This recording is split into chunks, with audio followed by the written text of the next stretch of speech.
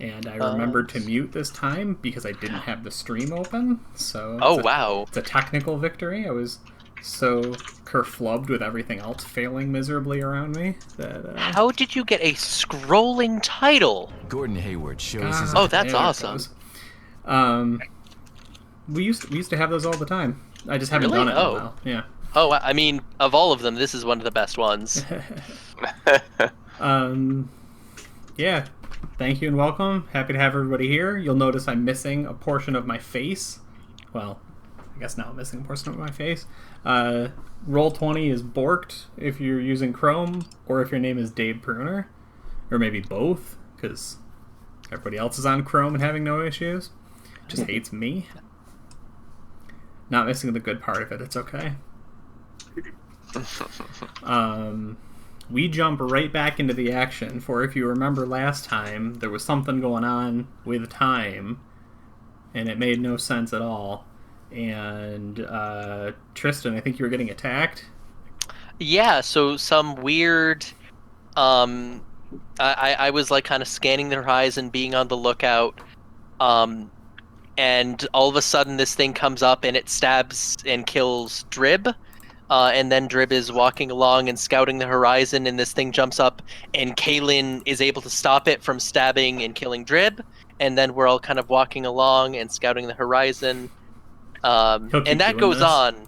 Yeah, no, you get the idea.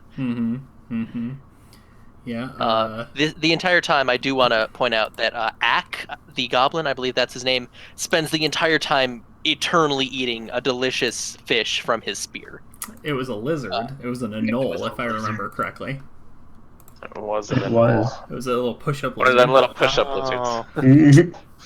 Either way, little Drib's Fitbit. getting stabbed repeatedly, maybe, or not being stabbed if Kaylin saves him. Yeah, Kaylin saves he's him eating sometimes.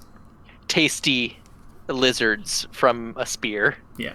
Delicious meaties. So, if everybody remembers, we messaged in chat to try and figure out how we were going to handle this time travel wibbly-wobbly thing.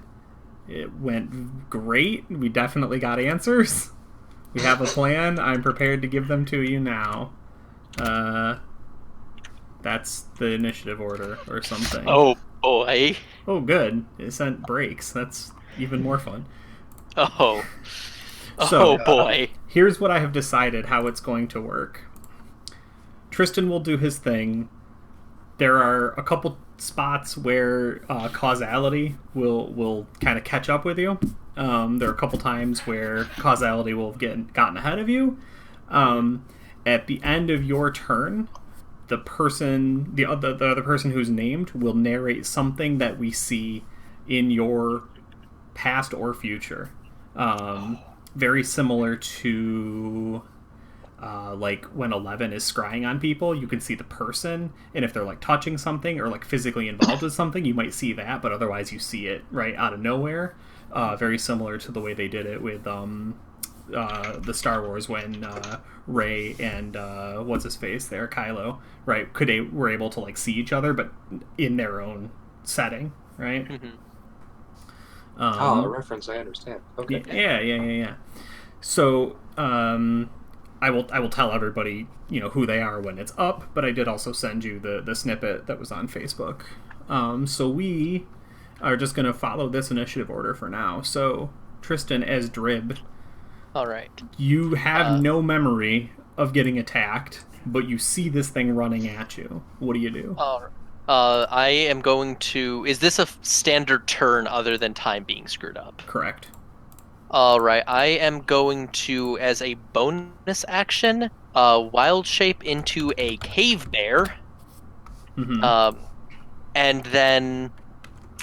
how far from this thing... how far from me is this thing? It closes 100 feet in 6 seconds. All right, so would I be able to ready the action to, when it is like kind of hold my ground, but when it is within range, attack? Yeah, I think it's when it moves into right. I think yeah, you can hold an action like that. Yeah, when it moves into melee. attack. I believe normally I would have a multi-attack. I think since I'm doing the ready, I can only do one, but I would choose to make a claw attack once it moves into melee. Okay, cool. Right. I mean, it does, so go ahead and do that. Oh, wait, so is it during my turn that it's able to do that? Remember, time is not the same for all. All right, so it is. And I believe I have a +7 to that. Yes. Wow. Nope. Yikes. That's. Well, lucky for this thing, you're terrible. Yeah. This thing is gonna have a very easy time. Oh shoot! I do. It's just gonna happen all night. Yeah. Oh shoot! 1 second. I also just realized I forgot hit points. But yeah, that's that. I just need to adjust my hit points since we leveled. All right. So Danla, you get to narrate Drib's past or future. I linked in the chat time travel for beginners if you want to start reading that after. But now you get to do it now. So tell us something we see Drib experiencing or doing. What's changed about him? Oh boy.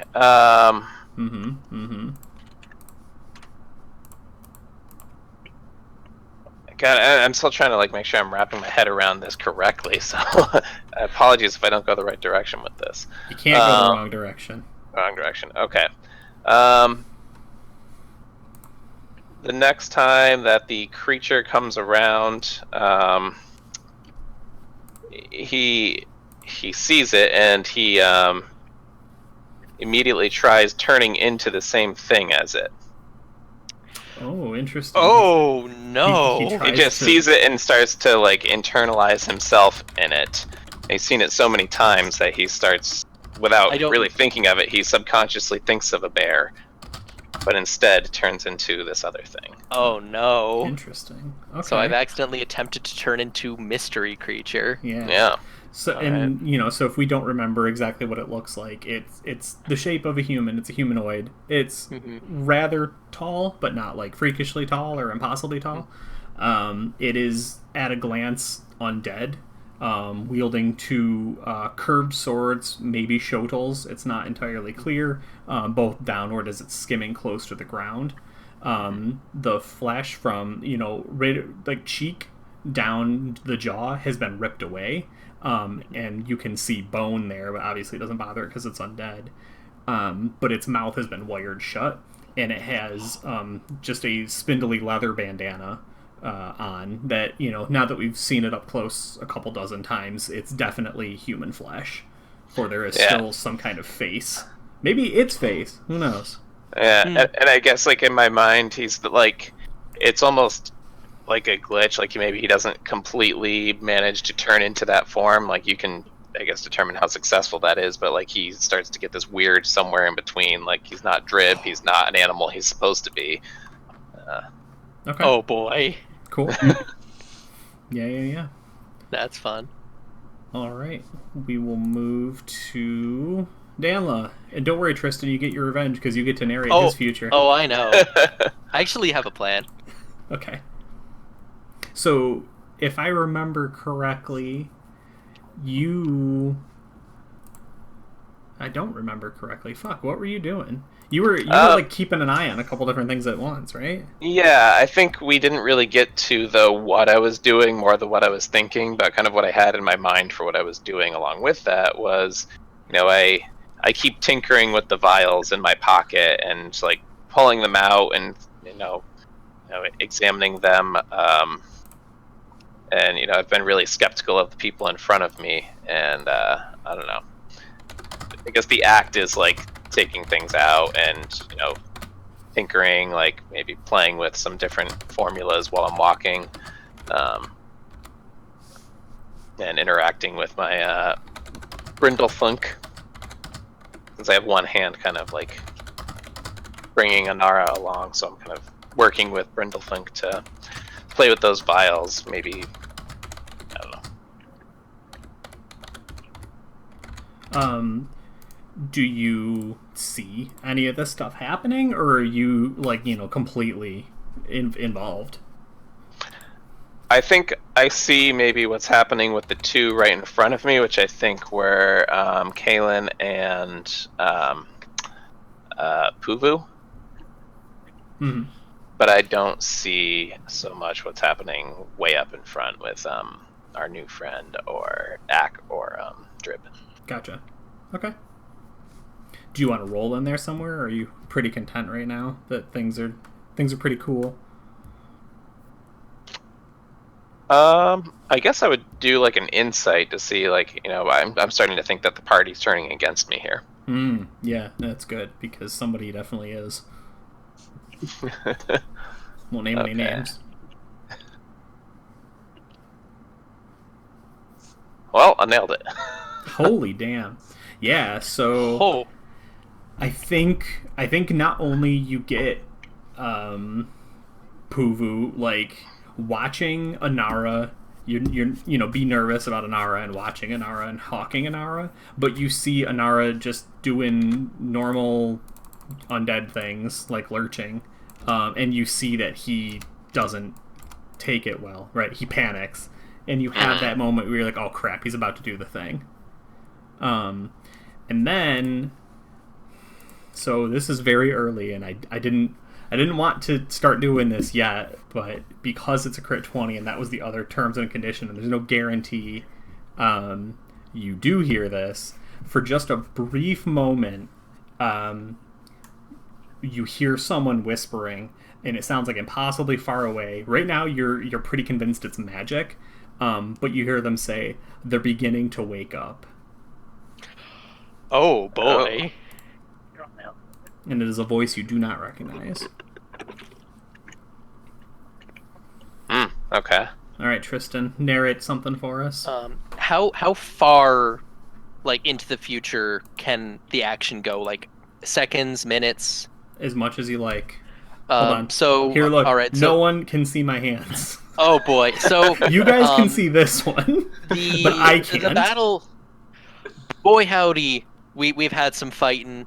At this point, like you said, it is kind of like it's mostly focusing on Nico. You can see that he has, because I imagine that he was leading Inara by like chain, like handcuff chain, something like that. Kitten mittens. Yeah. She's been noticeably more secured. Mm-hmm. Like I can imagine the chain's kind of like wrapped around her. She's not going to be lurching at anyone. Oops. Probably with a second luck, like thrown on her. And you can see he's facing someone, about to throw some kind of vial and yelling. I think the line's going to be, "I won't let you hurt her," as he's about to throw some powerful spell at someone off screen. Okay.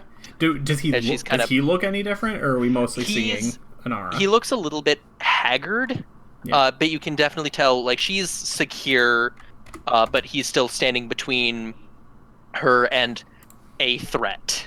Gotcha. We don't know who the threat is at this moment, but we'll see who that is, and I'm assuming your spells generally are like vials. You do the alchemy, so some mystery vial about to be thrown at somebody. Yeah. Okay. Okay. Cool. All right. Oh no, it's Dave. And I get to narrate. Wait a minute. Yep. Where's the? Oh, it's Dave to Dave. Oh. Yep. Oh hell. Seems fine. Seems completely reasonable.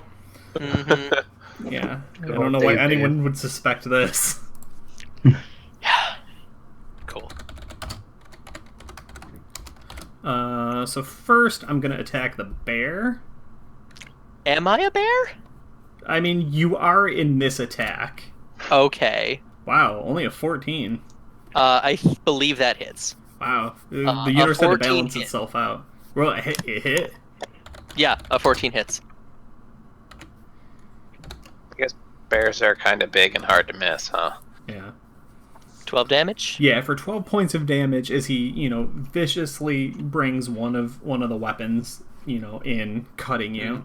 Bear roars out in pain. You swipe him, right? Because he's moved into melee range. Now this thing, is used to hunting in this, and maybe it isn't affected in the same way. Maybe it's used to it, right? Maybe there's hundreds of them. It's not entirely clear. Nobody knows. Maybe you will later, but we don't now. Now that being said, ooh, jeez, I almost dropped my books. Oh no. I need the party to pick somebody to roll a D100. I'm not doing that Squid, twice. do it. Squid, do you want to do it? Sure, I'll do it.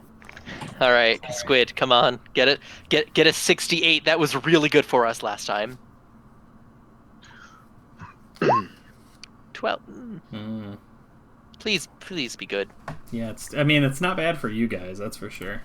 Oh, Oof. thank gosh. Okay, cool. So we see this thing, right, and it swipes out and attacks you. It connects and everything.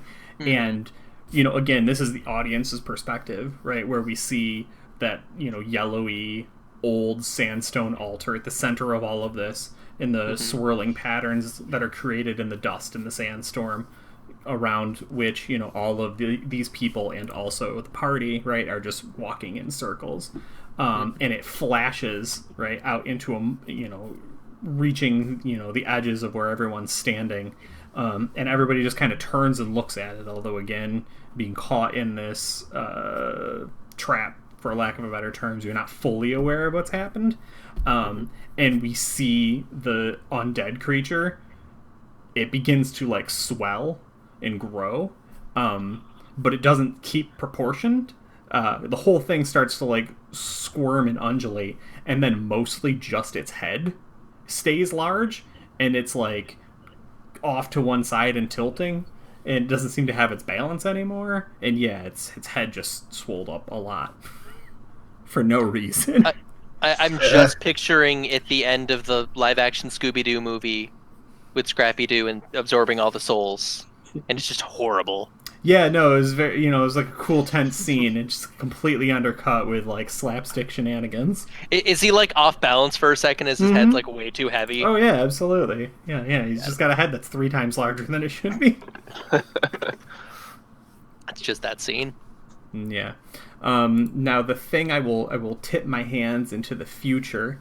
I will relinquish it because I instead want to see something that Goose is going through right now. So the party sees a flash of Goose, and the only thing that I will force upon Riley is would you shave your head? Yeah. Just not the beard. Oh, you would? Okay, I didn't think you would. I mean, Goose is pretty gullible. Okay. Yeah, I mean, he's... Because Mole have no hair as a race, so he's, pushing you to shave everything. So, yeah, if you'll shave your head, that's a good start. Yeah, but he's still got the beard. Will you get a tattoo? No. A tattoo of a friend bracelet? Maybe. The one It's tattoo 2 that big Goose would hearts, get. and they say Actually- Mom, and then underneath it, but larger, Duncan. Oh, What if we no. would just Paylor. tattoo Paylor's abs on his I own was- abs? I was just going to say there would probably be some ultra sexy Paylor somewhere, Can you imagine? like a back piece. Yeah, no, right. We shaved Goose's back hair, and we found a tattoo underneath it. Doesn't even remember getting it. Yeah, okay. I was gonna make you have braids if you didn't shave your head, but if you shave your head, that's fine. Yeah. So that was the first thing you and Henri did was shave the head. I'm so glad this guy's got his priorities. First things first, the hair weighing you Gotta down, shave. boy. Okay, so what It is was very unkempt and crazy. yeah? What's Goose up to? I assume he's doing a lot of reading, a lot of studying, and everything, hitting the books, Okay. trying to do the best he can, Yeah. because he's very determined to Sure. find Seora and also help out Beatrice. Okay. And as we see that, and I'll break my own rule just because it's funny, we see approaching behind him, Henri Glasper holding an anvil above his head, tiptoeing quietly. getting ready to throw it at Goose to surprise him or train him. It's not entirely clear, but right as he gets above him, the vision cuts, and Goose, we will go on to Dan S. All right. So, I think I have a question before I go into this. Mm-hmm. It's going to come across as kind of metagamey, so feel free to say whatever here. But my Channel Divinity Turn Undead automatically nukes anything CR1, 2. Mm-hmm. I wouldn't want to completely obliterate Anara. Sure. I want her to just run away. Okay. Would I know if that would happen? What result that would be if I blew that right now? I mean, you can roll a religion and try and get an idea. Okay. Because there would be no way to know in universe. There would be relative strength of undead. You know what I mean? Sure. Yeah, I guess that's what I wasn't sure about. So religion, you said? Yeah. Okay. I mean, I think that's pretty reasonable. Danla, I'm inclined to believe that she's pretty low leveled, right? Because she's mindless. Sorry, I was muted. Yeah, I would say so. Yeah, I mean, I think even if she had been somewhat of an adventurer, would have been level 1 or 2 probably at the time of all of that happening. Because we started this at level 3? I think so. So yeah, I mean, probably not even more than level 1. Sure. Okay. Yeah, so I think then, Puvu, you're fairly confident that, your turn abilities are such that she will be destroyed. Yeah, of course. And I don't honestly know. Let me read it really quick.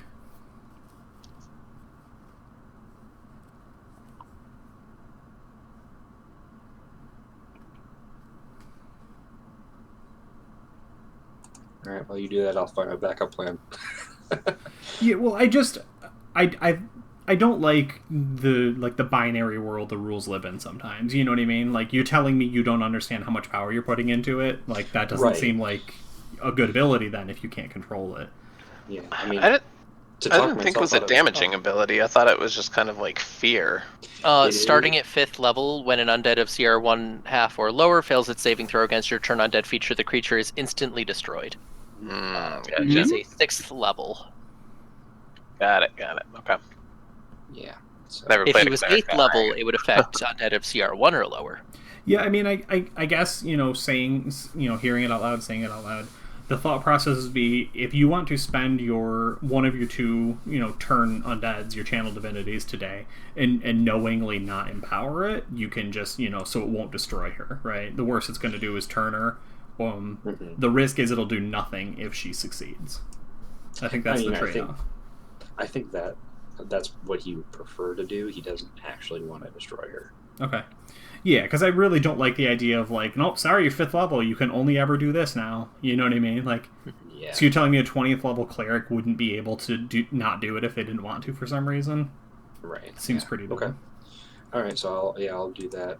Heal because he sees Anara lunging, and doesn't want to blast her with anything that's going to be fatal, but also wants to protect the party. He's going to blast his channel ability. Sure. All right, Danla, do you have stats for her by any chance? I don't. Okay, I don't either, but I'm inclined to believe she's probably just a pretty rank and file undead right now. Yeah, I would say so. Boy, these books couldn't be in a worse order today, could they? Also, with the amount of time that has passed since then, I would say she's probably any of her former abilities or capabilities would have kind of declined too. Right. I mean, and that's the point of this whole mission is to kind of get her and some of them back. Yeah. So, yeah, I think for our purposes we would call her a CR 1/4, but we're going to give her a slightly better stat block, just CR. She's really about the same. And what do I have to make? A charisma? It's wisdom. What's wisdom? Her wisdom is a -2, so do you want to roll? Daniela? Oh, sure. Just for D20? Yep. Wow, there we go. So 12, yeah, that's not going to do it, I don't think. Okay. Let me So see. then, she tries to run. She's bound. Is she bound to you as well? Yeah, I mean...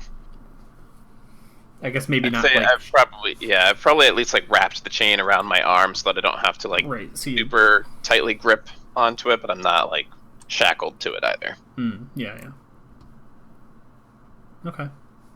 Yeah, but I mean, it has the intended effect where she goes, 10, 15 feet, whatever the limit is, away from you. Mm-hmm. Yeah. And Squid, you get to tell us a little something about Puvu in the future. And now this one can be a lot of fun. You see a striking, handsome, middle-aged man with a beer belly. Yeah, but what about Puvu?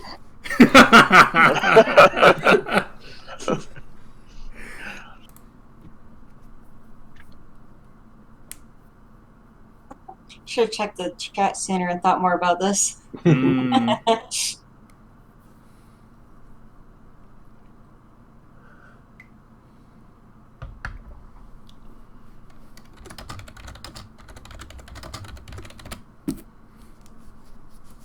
Yeah, I mean, you don't have to overthink it either, too, because you can just be like, we see him with a scar. We see him, he's turned evil, right? Like, we don't know that it'll come true. This is one of many timelines.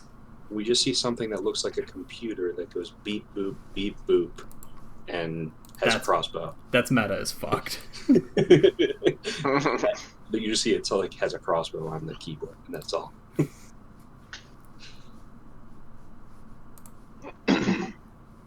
See him in the future with a super fancy crossbow.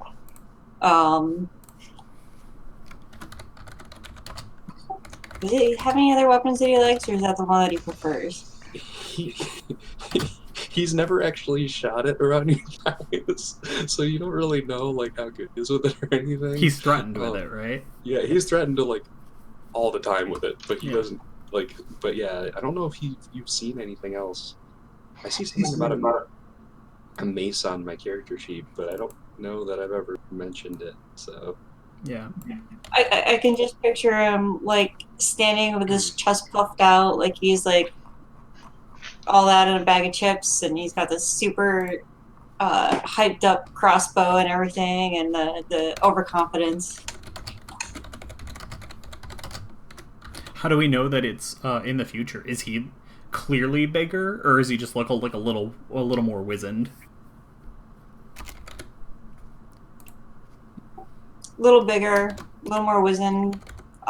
Maybe he's like upgraded his armor and everything. Nice. All right, cool. All right, Riley, tell us about Ack.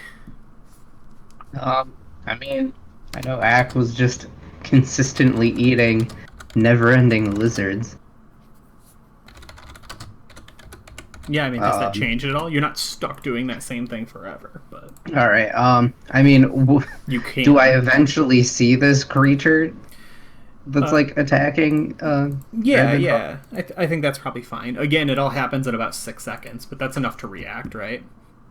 It's running in at speed. Sometimes it's, attacking a bear. Sometimes it's attacking a drib. Sometimes Kalen's getting in the way of it and blocking it, right? Sometimes there's an explosion of holy magic and...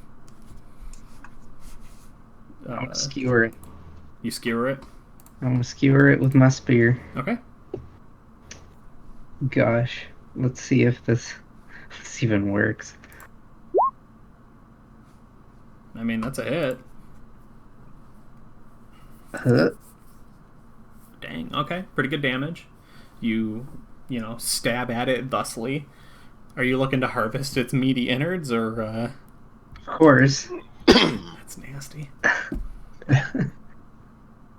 What, like, you stab it and then you like crank this little thing, and then like the chain is like it's like scraping out the insides, and you just. Well, it's a sushi conveyor belt spear. Excuse me, I'm classy. I'm gonna cook it first. Oh. But yeah, I stab it me. like right into the gut, and it kind of like disembowels it, and I'm just like scooping up, the intestines and everything, because I can like shove stuff in there and cook it over a fire. You're making undead haggis. Okay. Yeah, I mean, you do damage, so that's really good. And, I mean, it takes it, which is also very good for you. And then, Dan S., you get to tell us something about Axe future. He gets food poisoning. I was going to say, Blue Gut is an in-universe disease that you get from eating monstrous creatures. I'll link that to you real quick. You said in his future? Or past, whatever. Okay. I think it's fun to go. Future. I think we see him, and he's kind of looking at his it's a spear, right? Is the magic weapon? It's a okay. So he's like looking at it. No, sorry. We're gonna go in his past. He's looking at a spear, and he's younger, and he's he just got a few less scars, a few less skin imperfections and stuff. And he's looking at it, and we can tell he's not familiar with it. And he's like trying to test to see how sharp it is, and he's just like, poking it with his own like finger, and then like stabbing like rocks with it to see what he can break, and just like trying to kind of break this thing, and going about it in really dangerous ways and hurting himself in the process and stuff. And what did it look like? The spear? Yeah. Sorry. You don't have to describe everything, but what I envisioned was like mostly wooden, but like I envisioned like kind of like a glowing-esque like tip to it. That was kind of what I had thought. Everything else looked kind of basic at that point, like it had been like kind of freshly forged, whatever that however many fashion that would have been. So okay, cool. You guys are being so nice to each other. You're not fucking each other over. There's time. You don't know that. No, I don't. All right, Squid. It's your turn. What do you do? How many undead are around? Is it... One. He's just endless. She'll keep trying to stab him. Okay.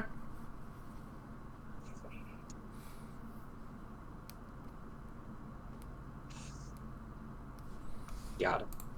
Oh yeah, definitely. The stabby dagger. That damage seems wrong.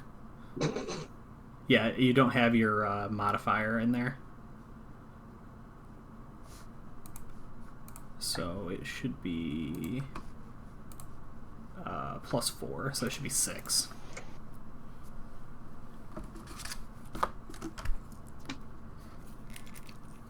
Summon Nachos is not OP. It only feeds one person. It doesn't matter how much it generates, it only feeds one person. Just consider it Goodberry, but on a chip.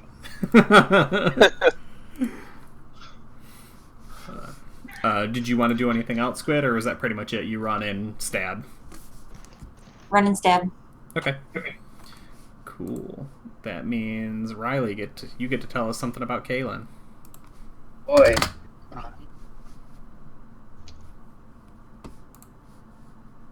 Oh boy, oh boy, oh boy. Yeah. How about future? Very popular one right now. Yeah. Well, why not? So, as far as I know, Kaylin is a vampire of vampiric origins. Almost, not quite. I assume that when it becomes quite, that it's not going to be a fun time, and Kaylin's going to murder a lot of innocent people. Oh shit! So what do we see? Her breaking into a house with like a small family of 4, 2 kids, a mother and father, and she's crazed with bloodlust, needs to feed, and ends up slaughtering the whole family. Dang. Yeah, so I'd like that too, because if I can chop it up ever so slightly, we see her and like describe a little of how Caitlin looks as a vampire and turned, like because we see that, right? We're like, oh no, right? And some of it's the way she's moving, but right. I mean, I would think that the features are a bit more like gaunt, sunken in like, you know, eyes, or like just that gray skin with like a dark black vein pattern. Mm-hmm. Kind of like a vampire that, you know, should probably eat, so it looks a little more flush and rosy. Okay, that makes sense. Right, so I like this idea where hold on, sorry, Moss is demanding me I pick him up. So I like this scene where we see her kind of stalking forwards, and it looks weird and creepy, but we don't know what it is or why. But then, you know, when she interacts with something, you know, we see it. So it's only the last couple seconds of the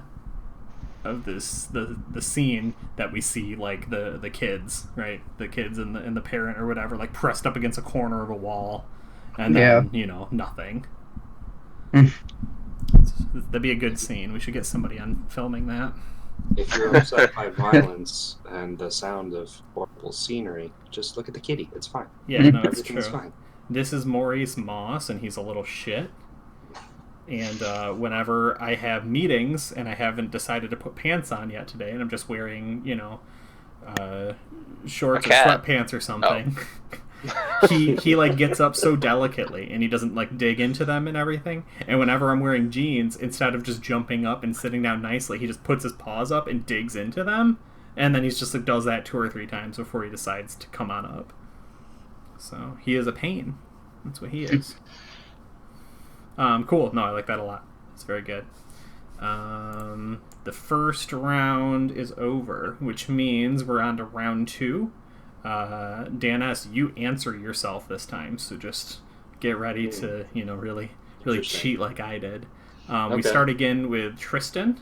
Riley, you will be narrating. Oh boy.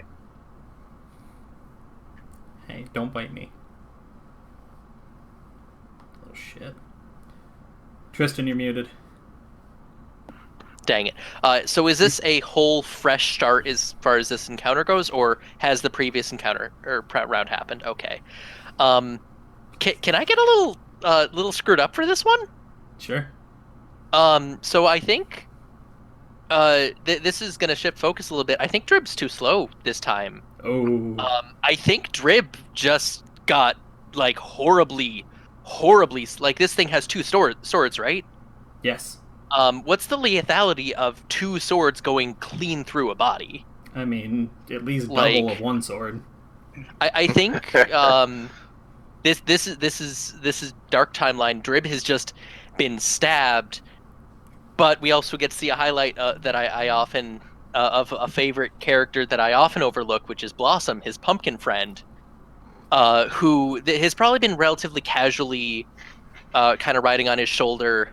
But again, reminder, has taken almost like kind of an Orchid Mantis appearance, and I think this is their time to shine with their 2 little blades reminiscent of the original pumpkin people we did, kind of mirroring. This thing just stabbed Drib with its 2 blades. Blossom gonna try and slash at this bad boy, get some revenge. Nice. I don't have a stat block for Blossom, That's okay. but this is a baby version of the pumpkin monsters trying to stab an undead, or slash at an undead. Yeah, so go ahead and roll 2d20, add 6 to it. Please Alright. stop biting me. You just... And so the high... So 2 roll attacks. 2d20. Okay. Alright, so one we hits. have a 21 and a, So yeah, so one slash at this undead. Yeah, do in a moment of anger and revenge. Yeah, do 2d6 plus 4 for the damage. Oh. This absolute monster is just digging the shit out of my leg. Not terrible. Yeah, not terrible. Okay. Yeah. As Drib has been... I don't know if he's quite dead, but that I imagine that dealt lethal damage and he's unconscious. Yeah, I mean, you can say that. It doesn't matter. He comes right back next round. So yeah. If you want to be like, yeah, rip me apart, I'm dead. I think it's like he's got like a moment of life left, and he like kind of reaches out to Blossom, and it's this like tragic, tender moment. For 6 seconds. Yeah, right. No, it's true. It's true. And Riley, I believe, gets to take over now with a future of Drib. Mm-hmm.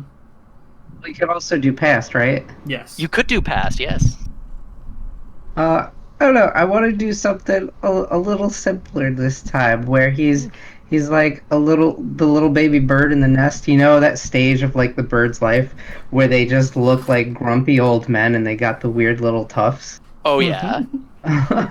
Like on their head, and what was it? I'm pretty sure that Drib was still with brothers and sisters at that age. At a very young age, yes. Yeah, like very young, and you know the mother is coming to like feed all the babies, and and they're all like getting the worms, the delicious foods, and poor Drib is kind of like the runt of it all. Oh, poor and isn't getting the food. He got no worms. He got no worms. There's like a beetle or something that's like off crawling into the nest on the side. It's like, well, I guess I have this. That's of course Riley's call, but that's my visual. Yeah, I mean the other thing I was gonna say is how many brothers and sisters are there? No, Riley gets to narrate. Oh shoot, it is Riley. You're right. Oh man, I would say it was a incredibly large family of 6. And that's what I was gonna say. Okay. Yep. Baby Drib, large family of 6, Drib the runt. That's the note I took. I mean, that's 100% accurate. Long boy. Spam him. Spam him if you got him. I don't got him. You don't got him? Do you have points yet? I don't. I do. I need to save up 3,000 points to roll a 7, though, or 30,000 points to roll a 7, though. Oh yeah, that's fair.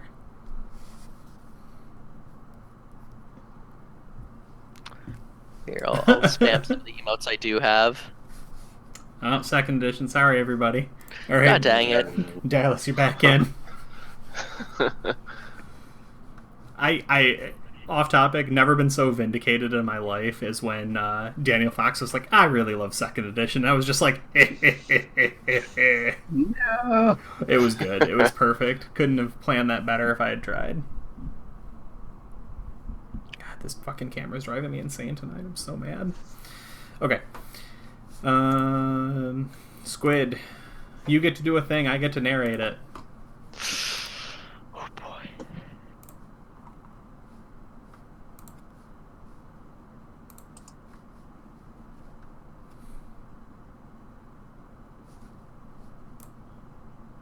She's gone. Squid? Oh no. There's definitely a reaction. Big mood. Like, oh no, Dave's narrating. Oh. Yeah, like, well, I'm gonna leave. Mood.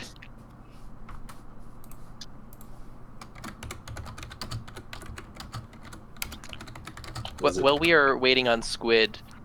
Dave, I do have a question. Yeah. I am narrating you this round. Is that specifically this creature we are fighting its future? No, anything you want. Okay. It can be, if you want, you can narratively take control of one of the 12 or so people that are trapped in this trap with you. But if you want to see anything at all, this is your moment to just stuff it into the game.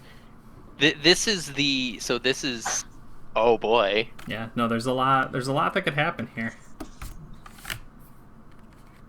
It's very cool, you might say. Oh, very cool. Yeah, very cool. Yeah, Squid lost connection. She just texted me. Hold on. Oh no. I will just repeat her attack, assuming that that's probably what she would have done. Yeah, she just saw Drip get murdered, so I like to think that she'd want to, get some vengeance. Right. I also feel like her dagger must not be. Oh no, maybe it's +6 total, +3. I could see that. I can hear you now, but I still can't get Twitch or Roll20 to work. Nice. Or my mouse. I mean, it's a start. My assumption was you would attack again. Yes. Okay. Thank you. Yeah, you rolled a 23. You did 7 damage. So, progress and all that. But that's good because that means I can narrate your future without having to fill you in later. For when we look into the future of Kaylin, because I guess I shouldn't do future. Everybody's doing a future. I want to do future though because it's really good and Future's great. Yeah, future's great. Future. Because we see her, in my favorite of poses, which is just like the slumped, bored Conan on a throne, right? Just, and we see nothing around, right, for a moment, and she's talking, but we don't hear what she's saying. We just, occasionally see her mouth moving, a quick moment or two, because you're only seeing just a brief snapshot. But very suddenly, she launches up, right? Leaps out of the chair, moves forwards at a great distance, snatching someone up by the throat and raises them, like very high above her. And it is that moment that when we see this, we see that she is holding Jitu Garahud, the returned snake. Shoot. And we don't know what that means, right? And just the nails digging into his scaly skin, just a few little puddles of blood start to form and drip down. And then yes, we also see she is a vampire as well in this future. And then it vanishes. So now we go to Dan S narrating Dan S. Oh boy. Alright. I'll be right back. So, I think, since I did last time the Channel Divinity, this time he's got his, he's still obviously very wary of how she's acting, Mm-hmm. still doesn't want to do fatal, but he's like, I need some target practice, and so he's gonna just raise his crossbow and fire a shot, try to get her attention, and he's gonna yell out actually to Nico, watch out, as he does it. So he actually, how do I say it, like. He doesn't. This time though, he's a bit more angry, and he doesn't necessarily like if it's collateral damage, then it is. But he's that's about where he's at.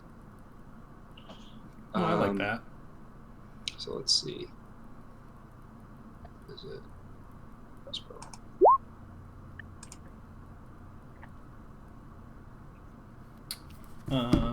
Is she wearing any particular armor,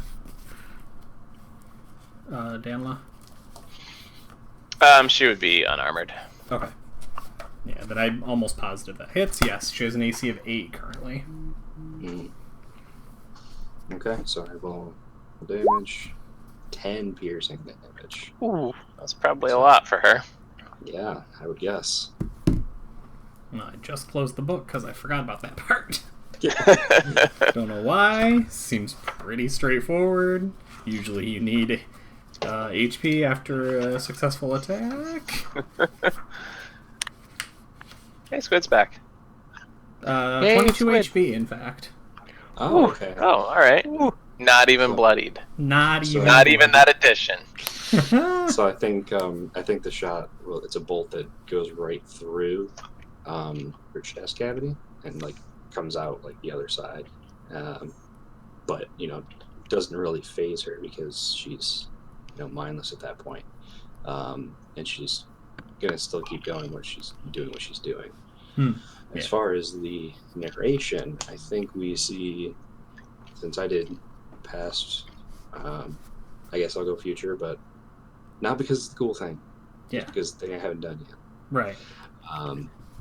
And we'll see. I think we'll see Puvu back. We'll see him far, far, far in the future. And he's like an old man. But we see him at a monastery, and he is kind of kneeling, and he's doing his religious prayers, and but he's decked out in his armor, similar to what we would see, and we recognize him that it is him. And somebody with a rough, older, even man's voice says, "Hey, we don't see who it is, but off screen, he says, hey, are you that Jimmy kid who had that dog?" And then he his eyes wide open, and that's where it cuts away. Oh, that's good. Because yes, he is. Yeah, and that's that. Now I want to narrate that because I want to talk about what happens next when he brings a knife towards you. Okay. Oh, I something tells me old man Puvu has a trick up his sleeve. Yeah.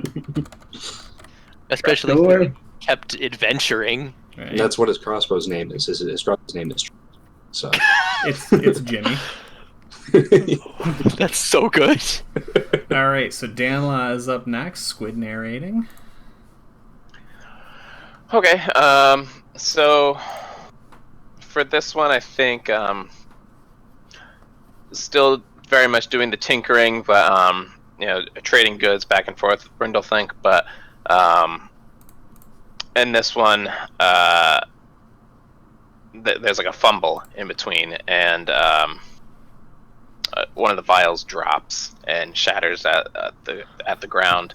I don't know if we want to do a random thing to see what kind of vial it is. Yeah, of course. A thing happened too. Yeah. TV Squared cheered 200 Doritos. Holy moly! That's a lot of Doritos. He was so many number Doritos. Oh shoot! Thank you, DB Squared. 2-month subscriber, Cheer 100, PogChamp 100. Mm-hmm. He just took the front. Took Yeah. the lead. Dang. Yeah, no, I like that. Go ahead and roll a D percentile. Percentile? Yeah. 22. Oh, that's fun. Go ahead and roll a D4. Dallas, go ahead and roll a D100 as well. We'll get 2 effects going here. All right, so you start levitating for 1 round from the mystical energies that are pouring off of this arcane concoction, and you're like, Brindlethink, write that one down. That'll be useful later. And he's scribbling.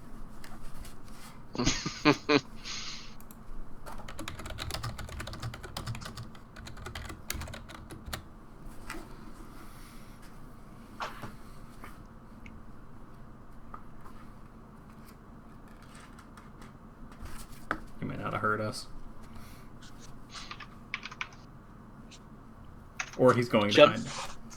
Yeah, or he's going to find a die. Scrambling for dice, right? Gotcha. He jumped in to donate the bits and then jumped out of here. Got a 5. Dang. Yikes. 5 is caster glows as per light spell, which is actually pretty sick. Oh yeah. So you're flying, and glowing. And I drawing just a lot became of this like attention. holy beacon here. Did anyone see that image on Twitter this morning too? Mm-mm. Oh fuck! It was like it's not even the high definition or something. It was very funny.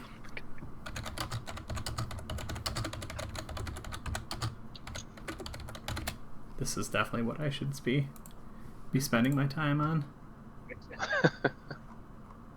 I'll find it. I don't see it now, but I'll find it. Okay.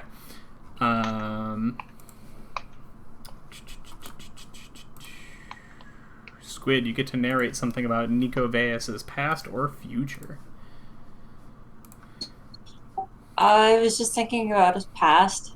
Mm-hmm. Like, we see an image of him in his bar, alone in the dark. His hands are shaking.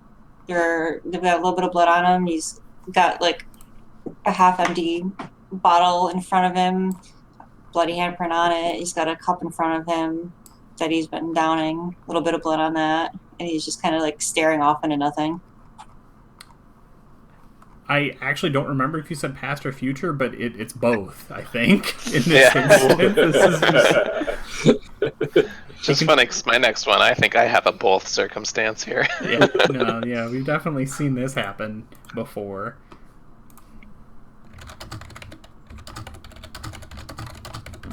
Okay. Just like despondent and unaware of the blood.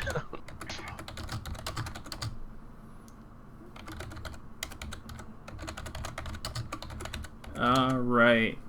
So that means I get to go, and Tristan, you get to narrate. You must be Oh boy. thrilled. I am. You gave me a free pass to do whatever, and I'm gonna get self-indulgent. It's true. And you're already dead this round. It already killed you. So Yeah. I think it turns this time and goes after Kaylin. So Kaylin, does a 20 hit you?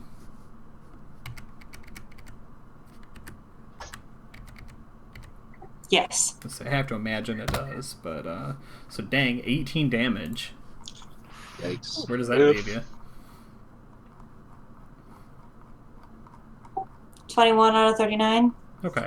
Yeah, so I mean, this is the sort of thing where it's already closed the distance, and it's, impossibly fast to begin with, but I think that it's just like, normally you would have the advantage because he's in really close quarters, right, and you've got that dagger, but I think it manages to just tie it up, right, wraps, both of the hilts around the dagger, and just leaps up and just kicks you, with both feet. Like, this thing has a lot of dexterity, an inhuman constitution, and just doesn't really care what happens to itself. So it's doing all these crazy flips and shit. So it just blows you back up against the dirt, and maybe you hit the pillar, or not the pillar, sorry, the altar. Go ahead and roll a perception for me.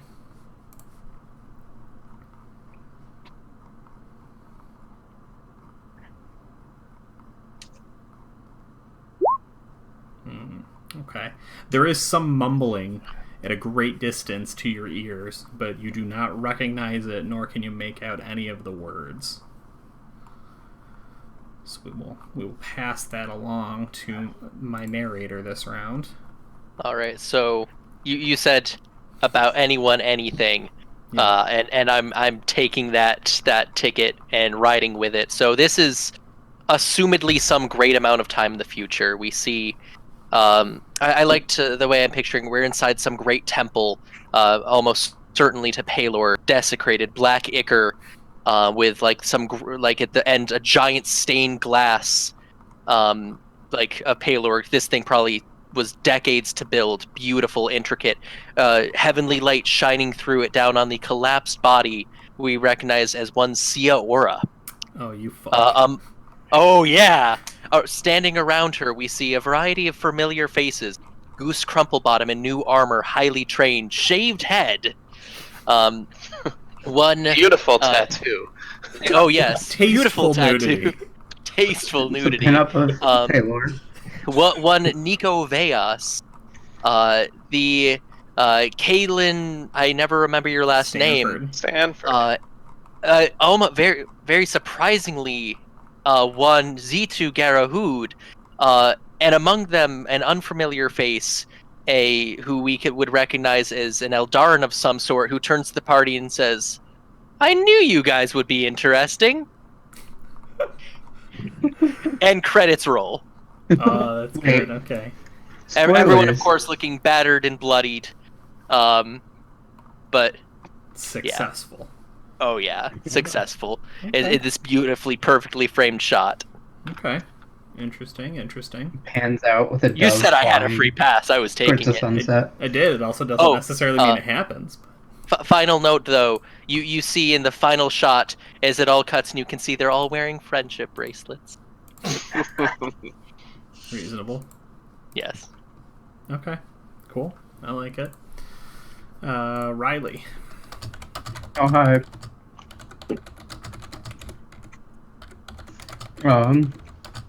So I'm seeing this creature thing now starting to murder another person. Oh, yeah. I'm a Eldritch Blast it. Kabam. Reasonable. Yeah. And I have... What else do I have? There's 5 million things I can do. Grasp of Hadar. So, once on each of my turns, if I hit a creature with my Eldritch Blast, I can move that creature in a straight line 10 feet closer to myself. So kind of like a scorpion, get over here. Oh, nice. Yeah, you drag him right in. And drag him in. And I think Eldritch Blast just does 1d10 force. Yeah. Is that an auto hit? I believe it No, might. you gotta attack. It might go up as you. Oh, yeah, level. ranged spell attack. Oh boy. I don't think I have a thing. Where is my spell stuff? I got a spell attack bonus of 6, so I just add 6 to a d20. Yeah.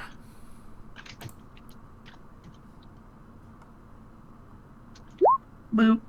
Oh, yeah. That's incredible. So double damage. 2d10. You are 6th level, right? Yes. The spell creates more than one beam when you reach higher levels. 2 beams at 5th level. Oh, nice. So that 2 attacks. Yeah. Oh, Make so a is separate it attack roll for 3d10? each beam. Alright, well, yeah, I'll do the crit first. Mm-hmm. And then it'll be another attack roll. And then just 1d10 after that. No, you gotta roll an attack. So one more d20 Oh, plus another 6. attack. Yeah. It gives you 2 chances to hit, basically. Yeah.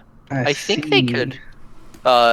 They can also go at different targets if you really want. Oh my You can god. split. Yeah, nice rolls. Woo. And then... Almost 2 crits. Nice. Yeah, almost. There we go. Wowie. Yeah. So you've dragged it away from Kalen and to you.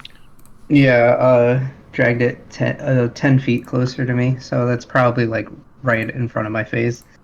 Okay. Yeah, right. You bring it over. What do you say to it? What's your badass line? I don't think he really has like a badass line. He's just like salivating. He's like, I just want your delicious meaties. It's certainly a line. Okay. And then Danla, you get to narrate. Yeah, so I haven't decided if I wanted this to be a past or a future, so we could... I don't know if you want me to decide or if we want to leave it ambiguous, because I think it could work for either. Okay. But Ak is at, like... he's at the peak of the Raker Mountains, like the highest point. And there's dark clouds swirling all around. Almost looks like he may be... he's holding his spear up and... lightning charges down toward it, and he is just cackling madly, and he starts shrieking something to the effect of like, "Tonight we eat the meats of the king." And we're not sure if that refers to the Illithids or the goblins, as you see dead bodies of both, like, all around further down the mountain. Right, could be both, could be either. Nobody's too curious to know. Also, get a day point for a good impression. Hey.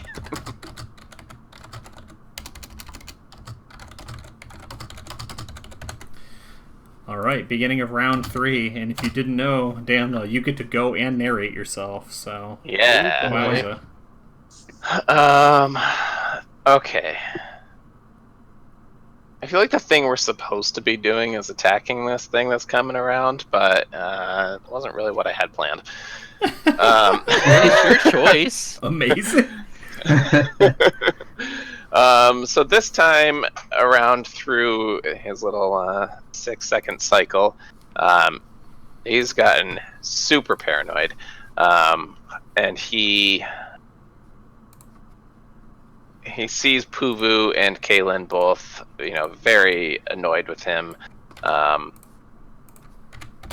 very skeptical, and I wish I had better spells for this, but he throws a vial directly in between the two of them, and echoes the words that, was it Tristan? Yeah. Yeah, Tristan said, "You'll never..." Yeah, I don't remember exactly what he said. I won't let you hurt her. Something about that, as she's won't let you behind hurt her. And he throws a vial of web directly in between the two of them. Nice. Yeah, and everybody just... Right? Oh, that's good. No, I do like that. Okay, now what do we see? Shoot, yeah. I hadn't really thought too much about this one because I was trying to think of axe. Sure. I guess we'll go past here. You see Nico and Inara. Happy. Yeah, happy. They're on just kind of like they're out in the woods together, and clearly like hunting for something. You get the sense it's dusk-like constantly. Kind of you get the sense it's during the last transversal that she was around in, but they're out there together, and though everything is really dark and there's lots of chaos happening around them, lots of other zombie-like creatures. They catch each other's eye for a moment, and there's the quick like wink of a smile across both of their faces, just as Nico sees. I think a long time ago I mentioned this like flying zombie-like creature that attacks him in one of his flashbacks, and it's coming right down at the two of them. He shoves her out of the way, and it, is about to maul him there. Ooh. This is future, wasn't it? This is past. Oh, okay. I'm sorry. Yeah. Okay. So we saw the moment where things started to go wrong. Yeah. Okay. Nice. I think that was the same part of the same vision that he saw when the shadows like summon creature, whatever, force him to remember like his greatest fear. Right. Okay. Nice callback. All right. So I am up, and then Squid, you get to narrate it. So this thing is actually not doing very well. Unlike you, it is subject to causality, because what's happened is you guys are replaying the same moment because that's the trap that keeps you stuck here and in a loop, but your actions still have, effects, or they effect. I don't know. I don't remember how it works. Somebody that understands English can tell me. You can affect and effect. Yeah. You can effect and affect. Just because you say it louder doesn't make it true. When somebody steals your joke and says it louder. Oh. One is a verb, yeah. Anyway, I'm gonna attack. It's in the thick of you, lashing out like wild, so it's gonna make one regular attack and then one offhand, but it is not as powerful. Becca knows which is which, yeah. Mm-hmm. I think Squid does too. She did something with English. What's going towards who? This one is gonna go towards our little Kaboblin friend. Lashes out with a 14. Oh god, what is my AC? I don't even know. Oh, damn, it's 13. Oof. Oh, so I got it? Yeah. Nice. Hold on, I have to troll chat for a second. Unless I did my AC wrong, but I don't think I did. What is your dex modifier? My what? Your dexterity modifier? It's good. I still didn't hear you. Your dexterity modifier, Oh. if you don't mind. Just a +1. Oh, yeah, so 12 from, I'm assuming, leather armor would be 12. Yeah. Wowie, or whatever the 12 armor. I'm funny. Well, 10 damage. Yeah, 10 damage. Also, thank you both for trying to explain it. Someday I will learn. So, hey! Oh, affect neath. Oh no. It's not even fair. Oh no. The other one attacking... Who else is in the middle of that shit? Drib's right at the front? No, Drib's dead in this one. Oh, no, Drib's not dead in this one. Yeah, Drib, right. This is a new round. Drib's alive again. I vault over you, do an offhand attack by stabbing you with a dagger. Sounds cool. If it hits, does a 16 hit? 16 hits. I need you to make a con saving throw. Oh, fudge. All right. Excuse me. All right, roll me 2 D100s, friendo. I have a question. Yeah. Can I do my hellish rebuke as a reaction? Yeah. Sweet. 4 and 71. 4? Yeah.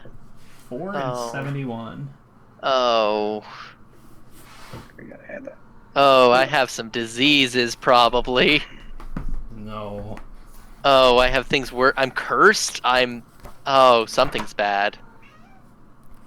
Ow. Tell him, Moss. Tell him how bad it is. I need everyone to... It's my favorite one. I don't know how I didn't even recognize it. I should. Oh, I'm sorry, I need everyone. everyone to make a dex saving throw. DC 16. Does that include me? Oh, yeah. For, Fireball. Oh! Fireball, centered on target. Oh! Damn. I wild magicked? Oh, yeah. How did I wild? This thing has wild magic daggers? Well, there's a lot going on here. It's something, It's something to do with a hellish rebuke going very wrong. So then you also crit failed? Yeah, then he also crit failed. Yeah. Oh, wow. Okay. Oh. So hellish rebuke 20? doesn't actually do damage to this thing? No, it does. It just also dies because it gets hit with its own fireball. Oh. So, Tristan, you take full, unless you have anything that reduces fire damage. I don't. What did I say the save was? I just closed it. I think you said 16, I think 16. you said. Okay, so Squid, I know you one. got. I know one little cleric who does have resistance to fire damage, at least. Yeah. It's me, Yeah. Daniel. Do you also have advantage on dex saves? Or did that just give you 2 for some reason? Me? Yeah. I don't know why that came up as 2. No, It's just a the thing to change. Macro you have selected. Okay, yeah, then I got Okay. the 8. Yeah, so you failed the check, but you do take half. So you go to 11. Or you take 11. Then same thing for Dan, which I imagine you already took. And then Riley, you actually take half. Do you have resistances? I don't think so, actually. Okay. Well, you succeeded, so you just take 11. So this also would light the web on fire, right? Yeah, just kind of bubbles and melts away. But yeah, I mean, it dies. I hate to point it out, but how much damage did I take from the attack itself? Good question. I also hate to be the bearer of bad news, but we need to figure out damage for Anara. Oh, sure. Oh. Did I take a full? Yeah, 23. Yeah. Okay, I am down -2. Did 10, Tristan. if you took damage? Okay, if you took damage last turn, that I don't think that would carry through. What damage? The damage you took from last turn, I believe, is gone, Squid, because we are resetting. Mm-mm. No? Mm-mm. Your perceptions are. Everyone should be tracking damage the same. Oh, gotcha. It's a weird combat. Okay. So is Drib actually alive? I don't know. You took 10 and 23, and I mean, after that, he's alive. right. But then what did you take before that? Oh shoot. I didn't math. Oh, he was a bear when he took the other damage. Okay. Yeah. So you're still that up then. was okay. Yeah. So it sounds like we dropped. Yeah, I think Inara drops regardless. She had 10. If she succeeds or saves, so Danla will have to roll a d20. Yeah, Right. because I want to say she had 12. If she succeeds a save, she takes half. Yeah, she was at 12 damage. So Or 80 left. What would be her modifier? I think it's a -2. I think it's the same as the initiative. No. oh boy. So, It's Dex, right? yeah.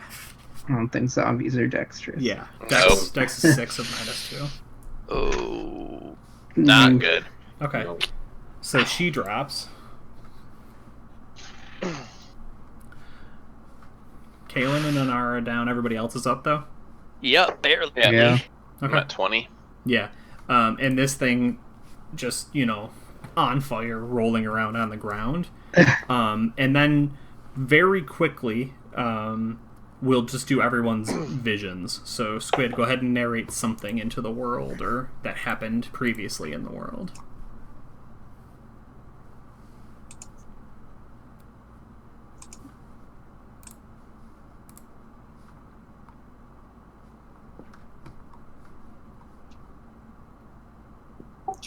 Recently just got images of frogs emerging from the underground. Mm.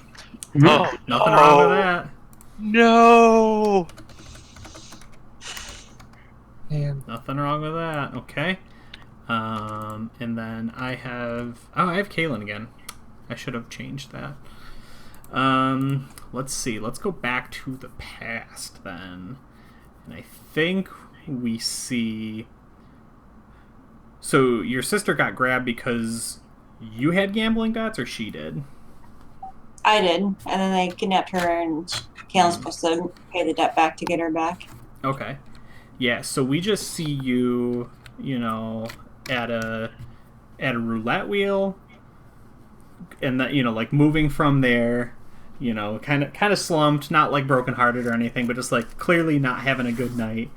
And you sit down at an empty card table, right? And you're doing, you play and get your hand, bet, and we see you're bluffing, and we push. You push the cards to like go get. I'm gonna trade in 2. Give me 2 cards, and when the dealer touches your hand, we see that it is rummy red. So it's not the first time you ran into them. Interesting. But perhaps it didn't stick out to you because so many other things happened that quickly. But that will be there to explore later. So Dana, so you get to narrate something for Tristan.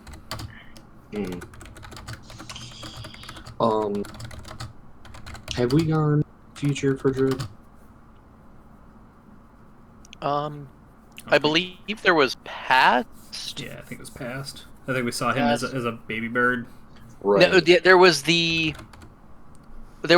LA having me briefly attempt to turn into whatever this thing we were fighting, and then baby. Yeah, it was kind of a past and present so far. Right. So we're gonna go future then. We're gonna go and we're gonna see Drib approaching a cave dwelling. And he's walking up to approach, and we kind of see we're from his back. We just see his shadow approaching, and we hear like some muffled voices, and like we see he stops outside of his cave dwelling, and there's Excuse me. like 3 bird-like heads just pop out, and they look at him, and they kind of squint a little bit, and they say, "I thought we were all gone. Where'd you come from?" and we hear Drib have a heavy labor breathing, like gasping, like an emotional thing, not a surprise. And that's where we cut away. Aww. Okay. I like that. Thank you, Dan. You're welcome. All right, Tristan, you get to narrate something for Ack. Oh, I'm excited for this one too. So this is I think I know we had Axe past. Did we have an Axe future? Yeah, the king eating the meats of a king. Oh, okay. Yeah. This is like I imagine that would be like he doesn't look too much older. This is one that would be noticeably farther than that. This is like full, like not old Ack, but like old for goblins kids. Yeah. Old as goblins get, but still definitely in his prime. He's still got his spear. I imagine it even looks a little fancier now. And he appears to be at the base of some like giant mountain. It's like maybe some weird like red rock or something, and he's leaning against it, and he has a fire with a giant slab of meat roasting over it. And you notice that his spear is dripping in blood, and he's probably muttering, it's like, finally! Some of the best meaties I could ever have, and it's just this really strange shot, and it starts slowly zooming out, and you realize the mountain has stranger features until you realize that it's not a mountain, it is the corpse of a Tarask, with a noticeable chunk cut out of it, perfectly sized to the giant meaties roasting over the fire. Oh my goodness. Ack's gonna get the best meaties in some timeline. Legendary. Yeah, legendary meaties. He would. Salivates and goblin. Mm-hmm. What do you taste like? Finally, the ultimate meaties. Okay. And then Riley, you get Dan S to close us out. Oh man. Oh.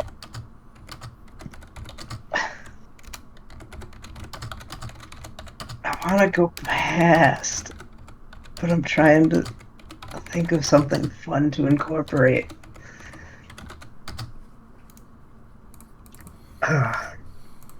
Does Pooh remember his parents at all? Does who remember them? Poo-poo. I would say no. Oh man. I know. I've been playing with that concept. That's fine. And They do Poo at least for a little bit. Right. Yeah. So I think that would be an adorable deed of like little baby Poo and like his mother is singing him a lullaby or something cute. It's just like a nice warm home. Everyone's alive and well. Mm-hmm. It's peaceful. Little baby Poo. We've for the most part been very nice to each other. I like it. Yeah, I'm a little disappointed. I mean, if I got to narrate myself, I wanted to do a time thing that was super fun. Don't worry, there's lots more time shenanigans coming your way. Oh, Thanks. lovely. I mean, I will say this has been fun. Yeah, I really struggled because you guys were there for the conversation. I was just like, I've been staring at this for an hour. I don't know how we're gonna fucking make Time Chaos work tonight. So I literally pulled up Time Travel for Beginners and started reading through it until I was like, oh, this will be neat. Look, I have my answer. All right. It's almost anticlimactic the way that this creature catches fire. There's a big explosion, very familiar to the party as you dealt with a lot of Goose's fireballs, and it stops moving, and the camera would do that same thing where it lines up everybody's face, like a hat profile, and we see the clouded eyes, the gray with the kind of swirling, not quite snake around, coiling around inside your eyes, just sort of vanishes. And, all at once, 15, 16 people just sort of, wake up and stir, all of you kind of standing in some manner of spiral, outward from a stone altar in the middle of the domain of dread. Once again, the hard-packed earth, worn down, no grass is able to grow here, and just, you've walked over old bones so long from other victims that have been trapped, that they are pushed into the ground and driven into dust. And, boy, people are very concerned as there's just silence and just kind of blinking and a lack of comprehension, and then a cacophony of different voices and different languages, all accusations and questions and confusion, and people just kind of collide into each other, thinking that someone was at fault, and people run away in different directions. It's utter fucking pandemonium. Is Kaylin unconscious at this moment? That's Yes. my question. Okay. I would run over. Oh, sorry, go ahead. You had a thing. We were both gonna do the same thing and go and try and heal her. I'd be tempted to, and I'm assuming the fiance is also down. Anara.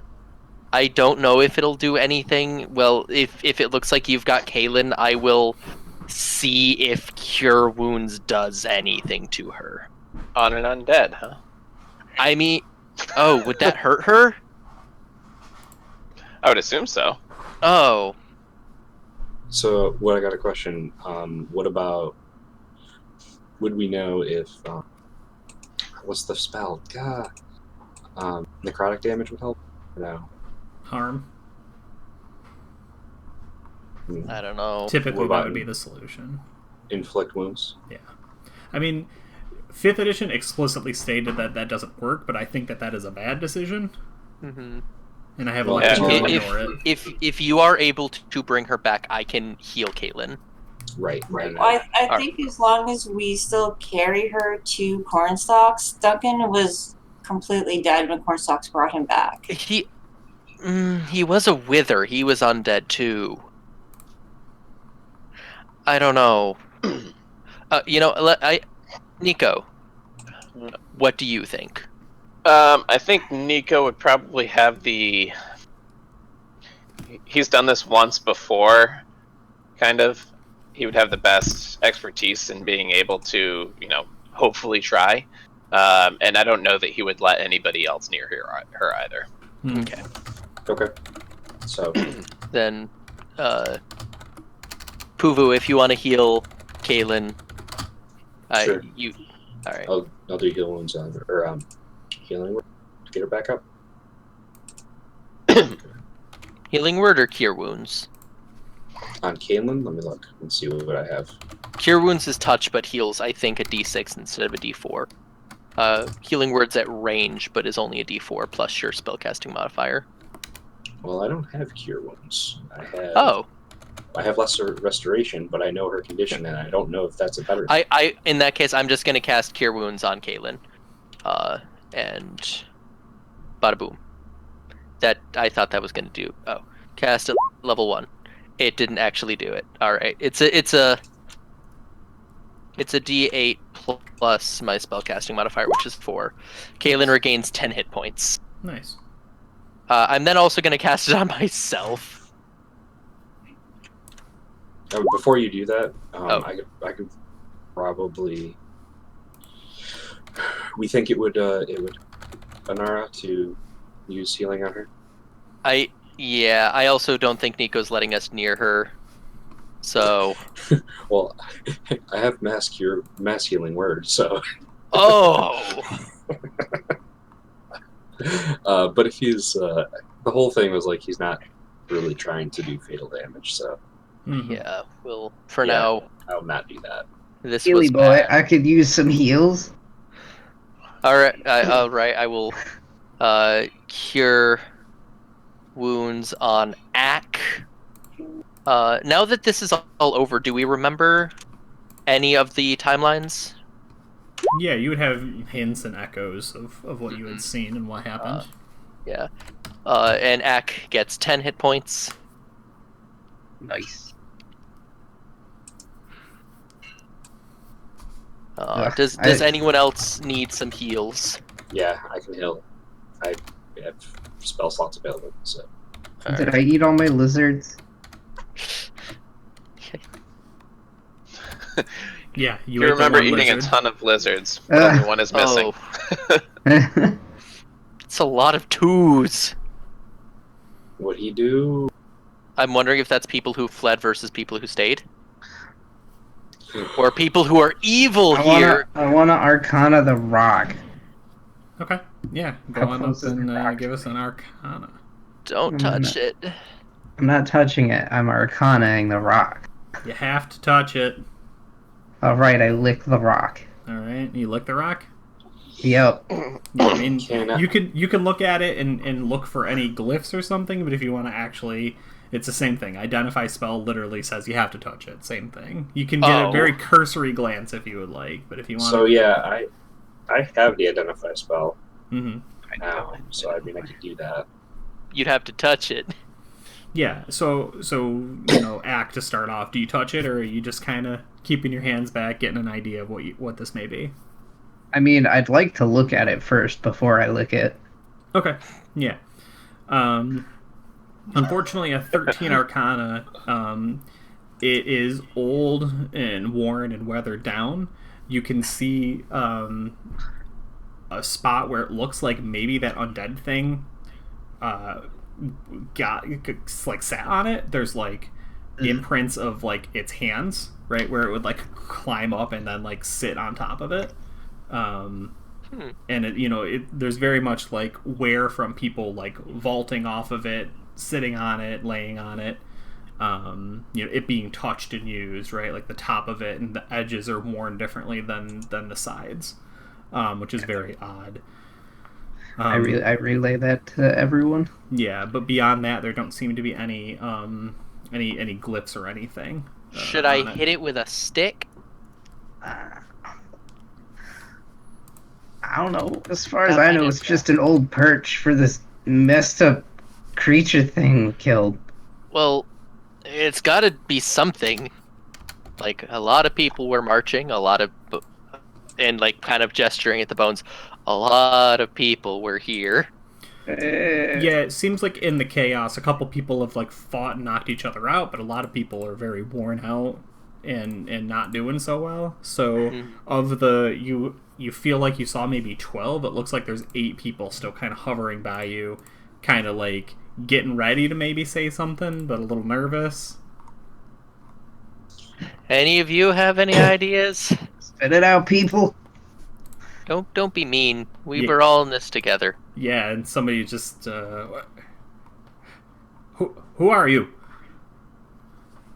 Who are you? I start waving my spear around. Whoa! Ak, no. Ha! I'm sorry. I'm Drib. This is Ak. We're just as confused as you are. Why is that little one so violent? Why are you wandering around with... Holy God. We learned friendship is important. It's a long story. Friendship is how you die. I start waving my spear. Ak, no. We don't want to die. We barely got out of there, clearly. Yeah. So let's my not skin wasn't fight. so old when I went under. Alright. What's your name? Call me Noro. Noro. I think I made a mistake. Alright. I don't know what to do now. No, Noro, what do you know? Well, it seems like tried to talk to everybody. I don't know that one, and I don't know that one. But the rest of them were with me. That's... And how many people... So, like, that's 9 people or so that were with him? 5 plus him, and then 2 that he doesn't recognize. Okay, gotcha. Sorry, I did the math wrong. So there were a bunch of you. Yes, sir. About 100. Oh! The 100 lost! Is that what Drib does? Yes! This is very cute. Guys!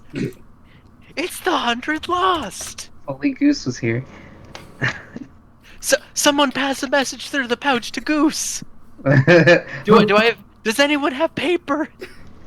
What are you talking about here? Paylor people, and then what's-his-face came to find you, and tried to kill me, and that evil lady was with him. Man, this bird. It's a really long story. I wish I remembered what the 100 Lost were, but But I'm very excited to see you. they were important. Something about Paylor. What are you guys doing here? What were you doing? They came here to sing, I think. Sing the light of Paylor or something? That's correct, sir. We came to sing the light of Paylor, to put away the darkness. Yeah. And then they vanished for like a super long time. I don't know anything about vanishing, but like I said, I can tell I'm older. You were gone a really long time. They sent people to find you. That makes sense. They sent a guy to find you.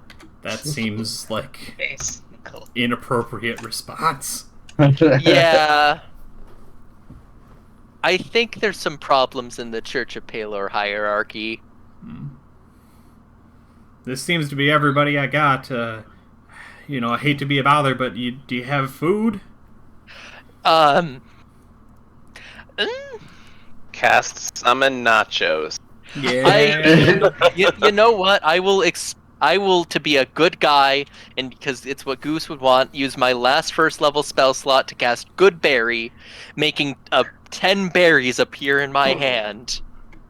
Nice. And I pass them out to the members of the group. Perfect. So that was 6.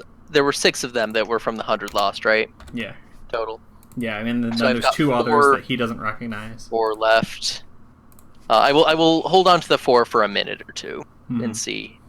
So I want to make sure I know what's happening with Nico. He's desperately trying to stabilize. I don't know. How does an undead going unconscious work? Can you stabilize an undead? I mean, not technically rules as written, but I think that, do you have access to Gentle Repose? Haven't heard of it. Okay. What I do have is Brindlethink has the ability to grant temporary hit points. But I know that doesn't quite work with an undead, or when somebody's at 0, but I'm imagining some combination of, like, Nico trying to desperately remember 10 years ago. Right. In combination with that. Hopefully there's something that, like, I don't know, some check I can make that'll Yeah. jar my memory if I'm successful. So let's go... You're gonna make a con saving throw. How many temporary hit points can Brindlethunk?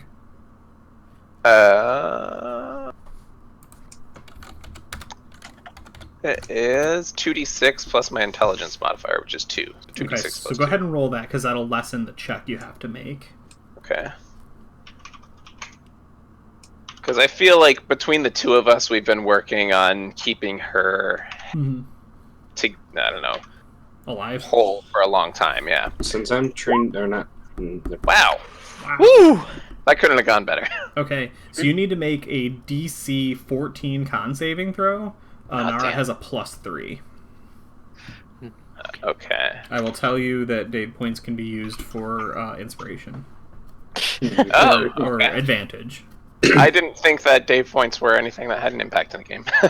Oh no, they definitely do. Okay. Dave is the GM. His points are valuable. Well, he didn't say inspiration, so I was like, okay, well, that's just a cool, brownie point that I got. Dave points better. Yeah, well, because you can only have 1 inspiration. Who knows the cap on Dave points? If you Fair, have 10, you fair, can fair, fly. Oh, I was already flying. Okay, I got this. Okay, so Here we come. am I making a saving throw? Plus 3? Yes. Yep. Okay, so I'll roll my regular con saving throw plus 3. Looking for So 16 altogether. Okay. Yeah. Well, your save isn't as good as an Ara's. Mm-hmm. Yeah. I'm sorry? Your save isn't as good as an Ara's. Oh, I'm sorry. I guess I misunderstood. What are you're asking me to make a save for her? Yeah, but I mean, if you rolled a 12, she has a +3, so that's enough. Because Okay. you needed a 14, you rolled a 12 plus 3, you get 15. So Gotcha. you got it. Okay. You got it by 2. Nailed it. Cool. So I'm just going right off of Undead Fortitude. Damage reduces the zombie to below 0 hit points. It makes a con saving throw with a DC of 5 plus the damage taken. Unless it is radiant or from a critical hit, it was neither. On a success, the zombie drops to 1 instead. So in this instance, she drops. You give her temporary hit points. You rouse her with whatever undead smelling salts you have. Patch some of her back up, put her out of fire, and she's good to go. Or whatever an undead cat makes a sound like.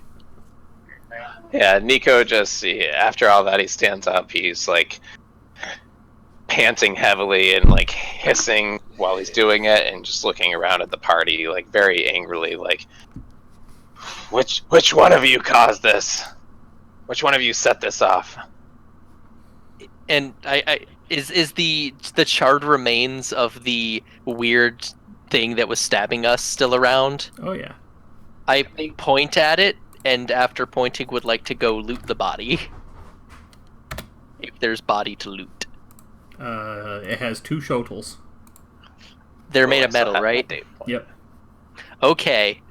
Anyone want these swords? I can't use them. How's its intestines? Are they still good? No, They're the thing is extra dry crispy. dried and dusty. Ugh. It's burnt. Ugh. Is Nico still kind of like looking around like angrily at everybody? He's I mean, still this very thing- suspicious, and when I say everybody, I guess I mean including these 7 other people or 8 other people who are around. Like, he doesn't know. He never saw the creature in the first place, so he I mean, I think Puvu would like to sneakily try to go and get his crossbow bolt back without Nico noticing. Ooh. Hack is gonna point at the creature and be like, "Well, this thing clearly exploded or something." It stabbed me like 4 times. Yeah, I mean, it must have had some sort of weird effect. I died Well, once. the bolt you said went through her, right? Effect. I did say it went through her, so Yeah. So I was going to say, I think I would have noticed while trying to resuscitate her that there was a bolt sticking out of her, and first thought in my mind would have been the crossbow wielder. But Goose isn't even here. Okay. Plenty So, of drama to resolve there. So yeah, I think he'll kind of walk up to Anara, and you've seen it, but he doesn't necessarily know you've seen it, and so he's gonna try to take it out anyway. just kind of like while talking to you, like, listen, things were said, a lot of things were done, none of us were in our right mind, and he's trying to like pull it out. Wait, I'm confused. I thought you said it went like straight through her. Yeah, like passed through. Oh, yeah, okay. All right. If that's what was understood, then that's what it will be. So never mind. Then we'll scratch that. I guess I didn't know what you meant. I apologize. I took that to mean it went through her, so I didn't think to include that in my looking at her body. Yeah, understood. Yeah, that's we'll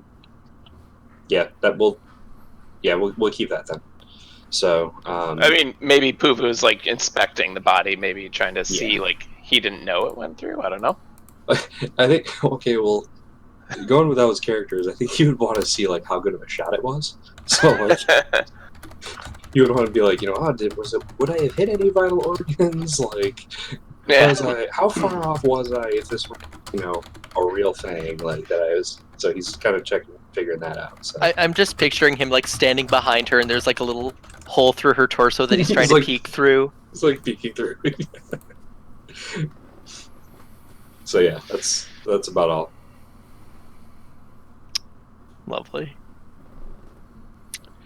Yeah, I guess like kind of I imagine Nico was trying to stand between you and kept stepping in front of you, and then you just like scuttle between my legs or something. Would it be possible to talk to the other 2 people who weren't a part of the 100 Lost? Yeah. All right, I'll talk to the guy whoever was pointed to first by 100 Lost guy. Yeah, there's there is a man and a woman. They're probably closer to each other only because everyone else seems to know each other, so they're like, yeah, okay, right. But they don't seem to know each other in the strictest sense. I mean, if they're together, I'll just go be like, "Hi, yeah. Who are you 2?" Yeah. So Ashler Fornelli introduces herself. Okay. And she just, she's not looking at you a lot, or anyone, but she's like, thank you for the help.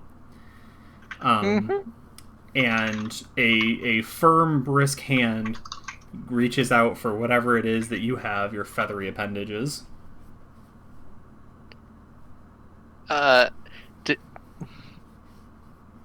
Do it like for like a handshake? I'm like, I don't have that much money. I'm sorry.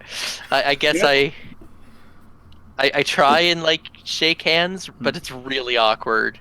It's uncomfortable. Yeah. Right. He puts his hand and he says, "May I pray for you?" What church? The blessings of heaven. The goodness that abounds. The world that you were sent to save us. The kingdom of heaven is at hand. But protects cavities. No, does he say? No. His mind melts. What does? Okay, I'm curious about this guy. What? Okay, would trying to figure out what the heck he means by that be religion or insight? Religion, unless you don't believe him for some reason. 23. Yeah, 23. Okay. I mean, what do you want to know? So I'm assuming in general, that from my knowledge of this, there's a smattering of gods. Mm-hmm. The idea of a heaven is probably not super universal, at least with that name. A lot of them would have something more specific, I feel. I want to figure out what god it seems, or deity, it seems like this guy would be a follower of. Okay. Yeah. Or like church he would belong to. Mainly, I don't want him to be of the Church of the First Hunger. Sure. Yeah, when you look at him, his vestments are obviously in disrepair. They're old and they're, worn down and everything, but they seem to be very bright. He seems to have, a faded, but at one time crimson thread that keeps them together and everything. But, he's... The mannerisms he has, because when you give him a little resistance, he takes his hands away, and he kneels down, and he offers up a blessing to the sun. Praise the sun. Okay, so looking through our sun god, could be Palor, which would be great. It could be that one who's like a little xenophobic, but I don't know. Mm-hmm. And there was a third who I want to say was the more Greek-inspired, like the Helios. Yeah. Yeah, but it does seem sun. Foltus, Palor, and Heliod.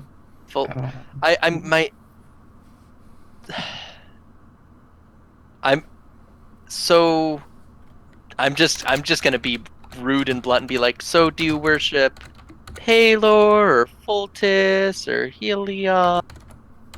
Or are you a member of the Church of the First Hunger? No, not the First Hunger. Oh, thank God. Okay, Wretched, we're good. Undead vampire. And he spits. I like you. Says, the suns, as they are, perhaps more cleansing than else. I think Heliod would probably be closest, but you must understand, the faith of Heliod is really only 20, maybe 30 years old to most.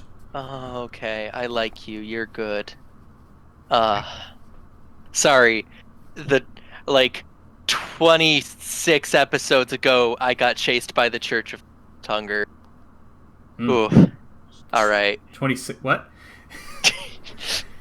Watch my recap episode. It'll explain everything. Yeah, and he goes around and offers, prayers to everybody, which the rest of the, the 100 lost, which they're not lost to themselves, but yeah, accept. Mm-hmm. Well, I mean, if knowing that he's not from the Church of the First Hunger, I would gladly accept it. Mm-hmm. Like that was my main concern, mm-hmm. was that he was from them, and that could get uncomfortable. Okay. Cool. So, what do we do now, guys? I mean, there's this rock.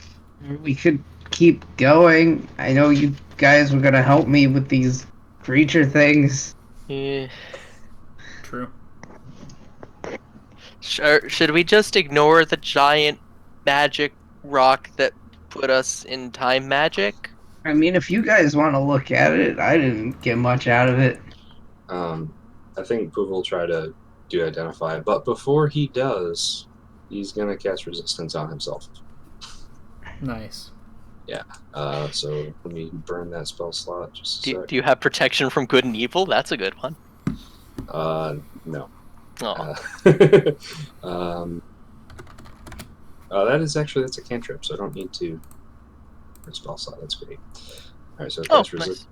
And then do identify, which is a level. Oh no. Yeah, just a level 1 spell. Well, just level 1. Okay, I'll burn that too. And I don't have it in my character sheet yet. We talked about it before the show, but it's not on the character sheet yet. Right. Yeah, that's fine. So you do have to touch it. So go ahead and make a will save. Yep. Is there anyone up there with him? If it would be feasible, I would kind of want to watch him and double check. Yeah, that's fine. Right. Just go ahead and make a perception with disadvantage. Perception with disadvantage. Anybody else up there? Perception. No. Either 23 or more likely a 5. So, wisdom saving throw? Yeah. Did I say will save again? Yeah. I'll never break it. Okay. Okay. Well, I'm guessing that's probably a fail. It's okay. Well, we don't have to. Well, I'm just going to write rock. something down, and we don't have to worry about that. No. Hold on. I didn't do my resistance yet. Which is a D4, right? Mm-hmm. Yeah. Yeah. Could get a 4. A 16 might be enough.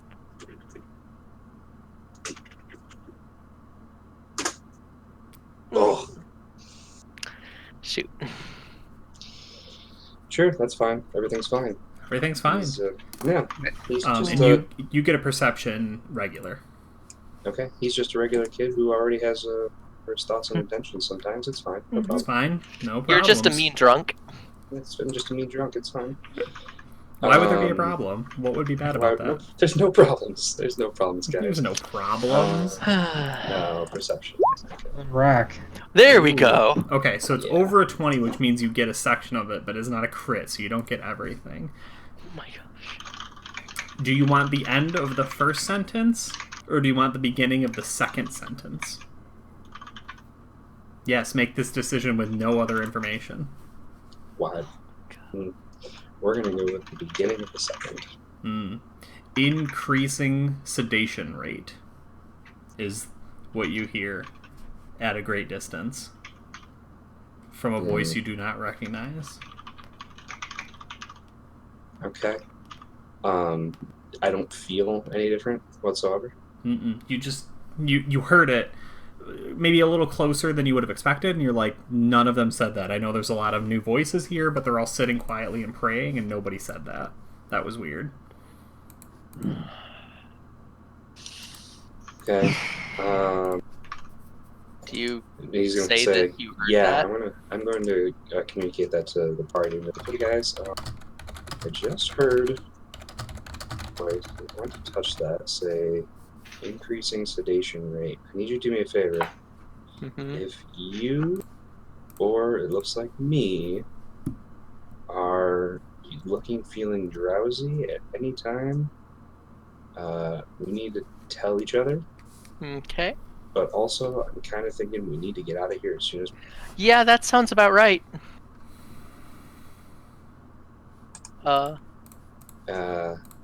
Let's do a walk and talk with these guys if we want to. All right, yeah. But let's just go. Let's not feeling it. Not feeling good. Everyone, we are gonna get a move on because this thing is really bad news. If we want to walk and talk, get to know each other, get some good exercise, and get away from this thing. Yeah. What's his face? Longas says, "Does anyone have a little water? I wish to sanctify this beast before we leave." Ooh, that's I mean, I have holy water. Excellent. Oh yeah, May I? He's referring to the thing that died, not Anara, right? Yeah. Yeah. Okay. Absolutely. I don't know that he's pieced that one together quite yet, to be honest with you. Yeah. Because it's not like you let people. You're like, and here is my undead wife. Mm-hmm. Yeah. Fiance. I thought he was going to sanctify the rock. Unless you meant just like regular water, because I can also purify food and drink. If you have holy water, he'll take that. It means he won't have to turn it into holy water. If you only had water, he would just pray over it. Yeah, I've got holy water. Yeah, he'll take 2 vials if you have it. Yeah, got it. And there's a lot of praying going on. Oh yeah, I mean we need it. Yeah, he just kneels down in front of the creature. He says, "You can stay if you like, but certainly I'll just be a moment. I just wish to make sure that this thing is gone and truly dead. Perhaps its spirit will find rest." If you guys want to head out, I'll stick with him and we can catch up.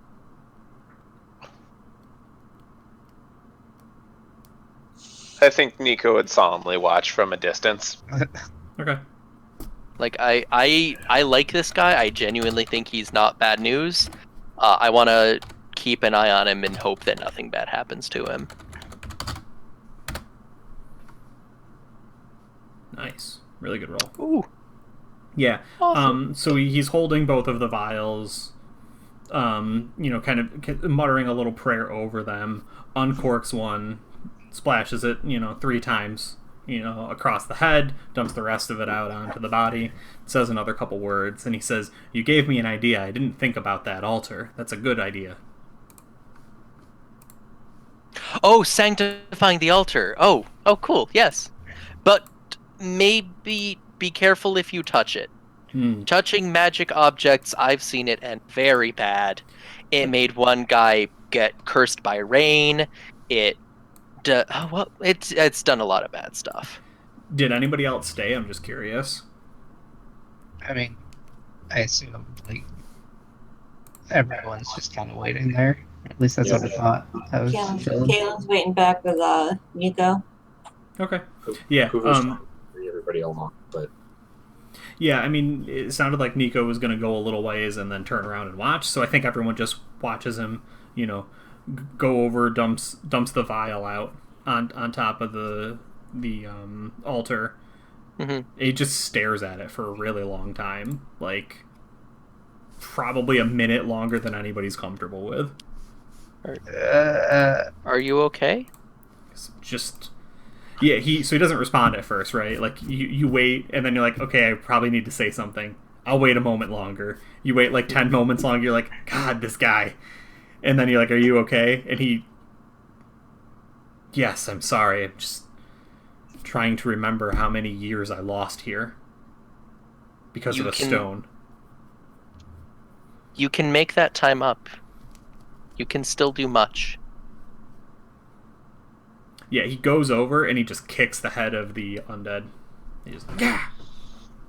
Is that okay? Let's go. That was... Does that... Okay, so super weird. Can I roll insight on... I don't know why him kicking the head of the undead feels really funky. Okay, go ahead. You can roll insight on anything you want. 20. Does that, seem... Am I correct in thinking, wait a second, that's not quite right? I mean, what are you thinking?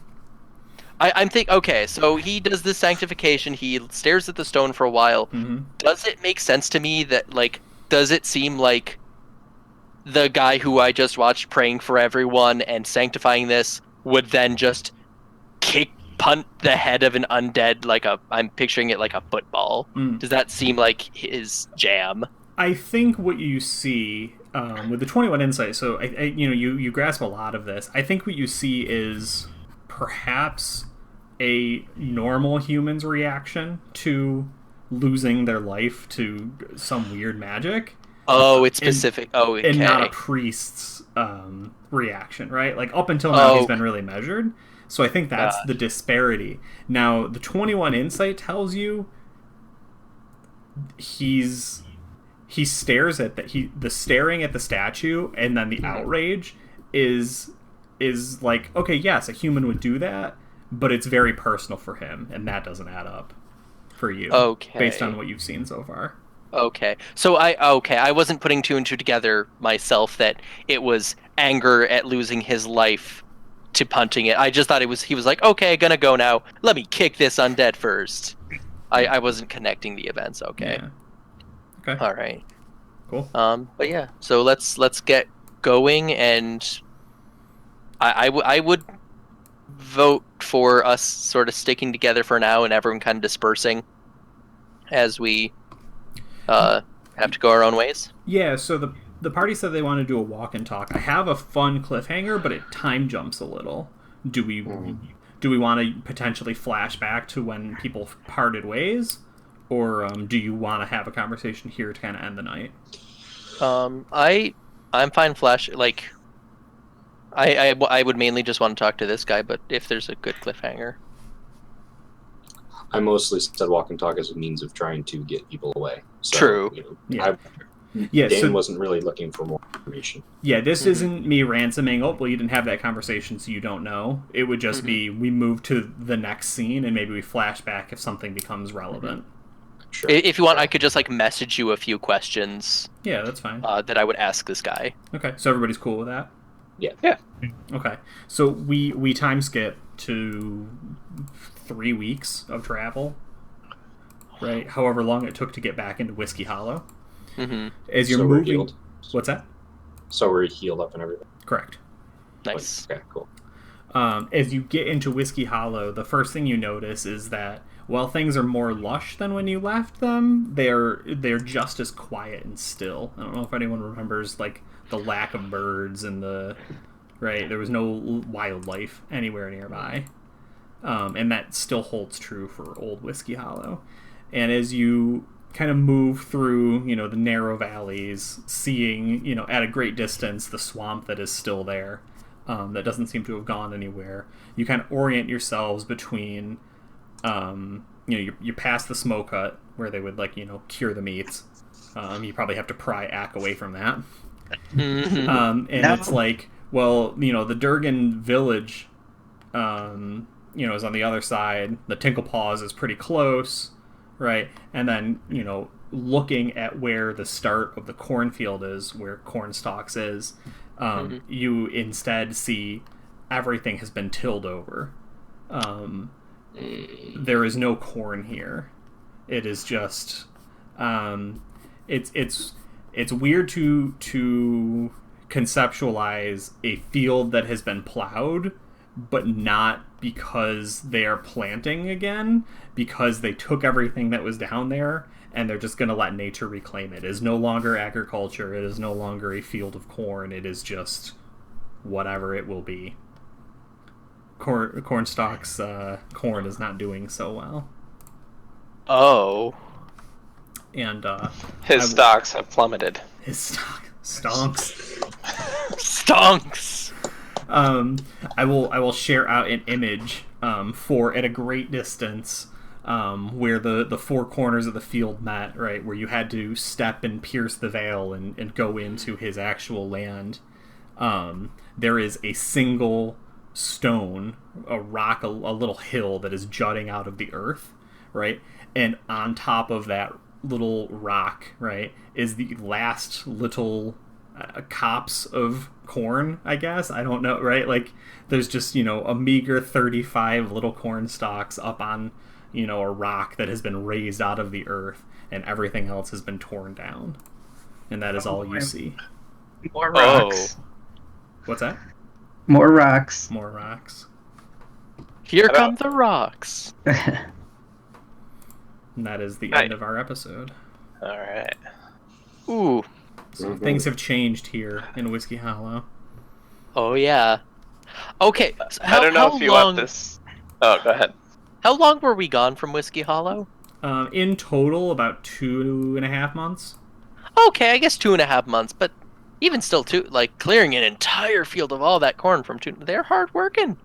Yeah, I mean, the who remaining did it? 2 gnolls. Who was left? Oh, Silas. There were no, Silas is dead. Oh, is he? Yep. The god? Silas. Oh, Silas the old one. I was getting him confused with the Tinklepot guy. Oh yeah, no, I don't know if we met Silas. Oh boy. We never did. Ooh. He was a god? I just thought he was an old dragon. He was the Durgan's god, I think. I'm thinking it was those meddlesome kids and their old grandpa turtle. That's what I'm thinking. I like to imagine that, the less corn there is, the more babyfied he who walks behind corn stalks is. This big, very powerful. He's small. Anybody got anything they want to plug? Anybody streaming after this? Check back here in 1 week to see the legendary and elusive episode 3 of Paranoia run by Dave. That does not ever happen. Featuring myself and Riley, amongst others. It's true. I can't be entirely sure who's going to be there, so... Yeah, no, it's true. I don't even know. Danla, Squid, you streaming after Monday that? night at 9, I'll probably be streaming some more World of Final Fantasy. Okay. I got nothing at this time, but just stay tuned to my channel because I might start trying out a new randomizer soon. Final Fantasy VI has one that came out in January, and that is my favorite childhood game. So I'm eager to get used to that one. Very cool. Man, if we're talking Final Fantasy, I have a question, and maybe someone will answer it. Aerith or Tifa, because I'm stuck. I can't advance forward, and I don't know who to pick. Jesse. I mean... They don't give you that option of getting a cool cutscene. I don't know. I'm not quite there yet, so Or Barrett. I don't know what I'll choose either. And Dave, is the recap available anywhere else? So I didn't want to put it up ahead of the other episodes, so I need to upload session 22, 23, and 24. Okay. So I'm a little behind on some episodes. I actually, I can probably get it back up on here. I think I have the ability to re-upload and then rerun, because I have it saved. But gotcha. yeah. If you're following EDice on any platform, you will know when it goes up because it was beautiful. Thank you. I noticed Ian, and then I just noticed your reply. But so eventually, for everyone who's here, we will have a lovely episode. Yeah. Done by me. It's like an hour of me talking. Yes, I'm so sorry. It was with one singular water break. Yeah, it was definitely 45 minutes straight. Actually wild. And as well as eventually, if we ever end up doing more with the Discord, it may be available. My horrible notes that I'm gonna have to start updating with the recent things being added in. If I can plug one thing. For our podcast tomorrow, not doing a regular podcast episode, we're looking at trying to do a trivia hang where we're going to do just general trivia, also trivia that information from the podcast, random pieces of facts and information. But also we're looking to get together, be kind of like a virtual beer hang, drink hang, beverage hang, trivia thing. So check it out. Honey, Guess What podcast is our platform. Would that be through Twitch or Facebook or? It'll be the episode will end up being on Spotify. The event is on Facebook. If you go to facebook.com/honeyguesswhat, that is by the page. Nice. And come join us. It will be going live tomorrow night, probably around 8:30, 9 o'clock. Probably close to that time. Yeah, we're going to go live and do some trivia and drinks and merriment. So come join. That's awesome. All right. Well, cool. Thank you, everybody. Thanks for playing tonight. Chad, thanks for hanging out with us. We Thanks, Chad. We had a fun little time travel-y, timey-wimey nonsense. All the time travels. It's true. So many lizards. And continue tuning in 2 weeks from now as we figure out what to do with these 35 years of corn. I'm so excited for this scene. I really am. So it'll be all right, guys. Give me like had, a couple. I can just keep casting grow plants. I can do 2 a day. Danlo, what did you say? Such a bountiful. I was gonna say, like, kind of as a partial close, or maybe we open on it, but I think, like, Nico would have, at that moment, he would have, like, stuck his spear through the chains into the ground so Inara couldn't go anywhere and just, like, started running out into the field. Oh, that's good. Yeah. You're just like, fuck this. Yeah. Okay, it's like the anime opening, where it's person running towards thing. Do you trip a little bit, but then get your, like, footing again? I haven't watched enough anime. All right, cool. Thank you, everybody. Love it. We'll be back in a week and then again in 2 weeks. Bye. Have a good night, everyone. Bye.